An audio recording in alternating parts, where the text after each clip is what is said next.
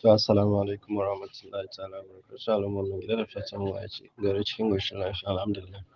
Kamar yadda muke gani a tsarin halving na Pi network da muke gani, tsarin halving na Pi network da muke gani, muna gaya muku za zuwa yi ƙadamin da sai ka yi shekara baka iya mining Pi guda ɗaya ba wanda zai sauka maka available balance.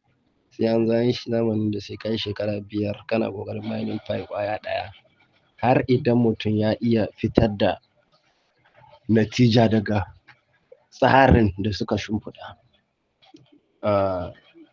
Wannan ma da mutane suke gani wannan kaɗan ne, ai ba wallahi ba komai ba ku. Wannan a lissafin da yake tafiya, idan kai mining a base rate da ake da shi yanzu ɗin ma ya ɗan yi boosting ne ya yi sama fa, 0.0031 Pi per 24 hours, saboda yanzu kusan mutane sun ɗan fara gajiya da Pi ɗin, ba kowa bane ke mining. To rashin wannan mining sai sa rate ɗin ya tashi, kuma advantage ne ga wanda shi ya fahimci Pi. Yanzu ya kamata ka ci gaba da mining daga lokacin da Pi ta yi wani abun bajinta da duniya ta amsa ba. Kar ku manta ba mu kai mutum miliyan 100 ba. In kuka kalli wannan rubutu a ƙasan gabaki ɗaya nan wannan dara ɗin, kun gane Pi yana tafiya da x 10 ne. Duk sanda aka samu wannan ta 1000 ta ninka kanta so 10 10,000, to da ku samu an re-slashing halving nata kenan. To yadda ake samun halving ɗin sai suka ɗaura mechanism ɗin a bisa wata-wata, shine da ku ga duk wata za ku ga an tsuge. To watan da kuma aka samu bonuses wayanda ba su yi mining ba, maimako ya tsuge sai ya ɗan haura kaɗan. Kun gane lissafin yadda abu yake tafiya kenan. Yanzu ka rufe idonka ka buɗe, ka yi tunanin mun kai miliyan 100, me kake tunanin kuma dai zai faru a yanzu? Wannan calculation da yake sama, idan mutum ya iya lissafi sosai, gashi an sauke maka. If you are mining at a rate of 0.0031 Pi per 24 hours, here is how to calculate your total in 1 year. That's 365 days, step by step. Daily rate abinda kake samu, wannan individual mining ake magana. Ka buɗe Pi a yau baka gayyaci kowa ba, da aka yi mining 0.0031 Pi. To in kai multiplying 0.0031 times 365 days shine shekara kenan ba, is equal to 1.1 Pi. Abinda kake da ka samu na Pi guda ɗaya a shekara da ɗigo ɗaya a kwana 315. Ina ga 65 yake sai sa per year kenan. Final answer, you will mine approximately 1.13 Pi in a year. At that rate, a wannan rate ɗin Pi da aka yi mining 1.13 ne a shekara ɗaya. Nan kuma dogon rubutu ne, amma in summary don muku shi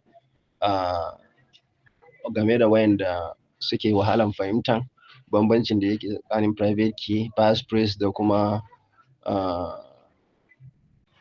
kuma receiving address. Kun gane shi private key, a long string of letters and number, shine alphanumeric wannan abu kenan. Da ku gan shi giving full control over your wallet and phone, can transfer, withdraw and sell your crypto anytime. Private key wato shi shine wallet master key a gaskiya, wannan da Pi suka ƙara na ƙarshen nan private key. Saboda idan na da private key naka ko ban da passphrase ɗinka don samu access da wallet ɗinka. Kun gane? Shi kuma passphrase wannan rubutu guda 12, 18 ko 24, wanda su Pi nasu 24 ne. To shine passphrase. Kun gane yadda abin yake tafiya kenan. To mafi hatsari gaskiya a cikin su da passphrase da private key suna da hatsari, amma private key ya fi hatsari. Shi yasa aka ce mishi master, dan shine zaka je dex ka daura kai duk abin da zaka yi, mutum na samun shi. Shi kuma passphrase in kana da shi kuma kana da private key, dan ka shiga wallet din da ka samu access da private key. Kun ji shi kuma nashi.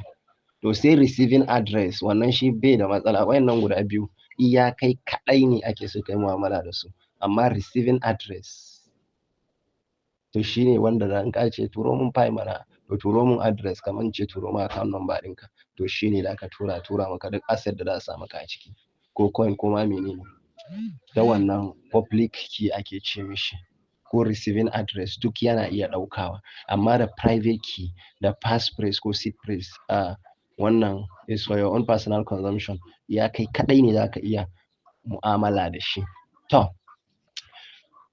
mun dawo kan maganan halving. In kuka duba kan wannan table da kyau, kamar yadda suka ce the system wide has the system wide base mining rate be started as 3.1415926 per hour and halved every time the network of engaged pioneers increased in size by a factor of 10 times. Kun gane?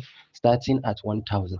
Farkon mutum 1000 da suka fara mining pi, to suna mining 3.14 ne a kowane awa. Ma'ana kai multiplying kusan pi 60 da wani abu, kusan pi 60 zuwa da 5 hakan nan abin da suke samu a duk rana. Kun gane? Sannan idan network ɗin ninkin mutum 1000 da suka kai 10 shine 10x ɗin nan, an samu ninki 10, to sai ya halving. Aka sake samun ninki 10, me ninki 10 10,000 shine 100,000, sai ya sake halving. Me ninkin 10 100,000 miliyan 1 sai ya halving. Me ninkin, yanzu dai muna tsakanin miliyan an wuce miliyan 1. To me ninkin miliyan 1 miliyan 10, yanzu me ninkin miliyan 10 shine saura kaɗan mu shiga. Don pioneer yanzu at least ina ga tsakanin miliyan 70 zuwa 80 an kai haka. To duk sanda aka cika miliyan 100 kuma, in aka buga wata jahilar halving sai mutane sun sa hannu a baki. Billahi lazi sai an sha mamaki. Saboda yanzu muna tsakanin miliyan 10 ne zuwa miliyan 99, a wannan tsakanin muke. Muna kai miliyan 100, miliyan 100 shikenan.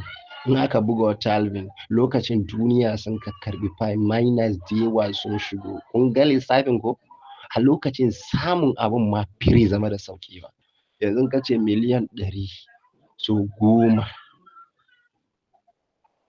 miliyan 100 so 10 in aka buga shi, to adadin abin da zai bayar is it miliyan 100 nan is it zai bada miliyan 1000 kenan. Kun ga biliyan 1 kenan. Mutum biliyan 1 sun hau kan pi ɗan uwa. Me kake tunanin zai faru a lokacin nan? Lokacin sai ka yi shekara 2 3 ɗayan ma bai samu ba, kana fara faman mining a gigina shi da sauransu.